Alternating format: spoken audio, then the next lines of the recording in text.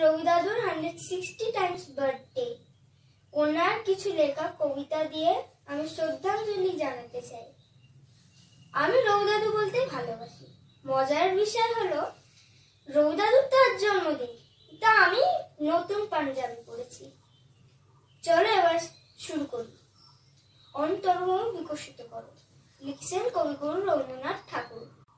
অন্তর্মম বিকশিত করো, অন্তরতর হে, নির্মল করো, উজ্জ্বল করো, সুন্দর করো হে, জাগ্রত করো, উদ্যত করো, নির্ভয় করো হে, মঙ্গল করো, নিরলস নিঃসংশয় করো হে। অন্তর্মম বিকশিত করো, অন্তরতর হে, যুক্ত করো হে সবার সঙ্গে, মুক্ত করো হে বন্ধ, সঞ্চার করো সকল কর্মে, শান্ত তোমার ছন্দ, চরণপদ্মে মমচিত নিস্পন্দিত করো হে, নন্দিত করো, নন্দিত করো, নন্দিত করো হে। অন্তর্মম বিকশিত করো, অন্তরতর হে। রবি দাদুরই লেখা আরেকটা কবিতা আমি বলবো।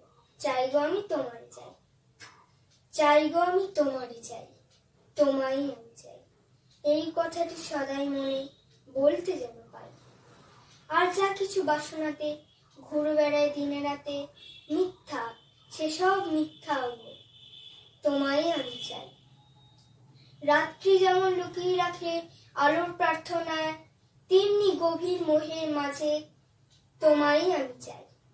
শান্তির ঝড় যখন হানে, শান্তি তবু চায় সে প্রাণে, তেমনি তোমায় আঘাত করি, তবু তোমায় আমি চাই। চাই গো আমি তোমারে চাই, তোমায় আমি চাই। এই কথাটি সদাই মনে বলতে যেন পাই।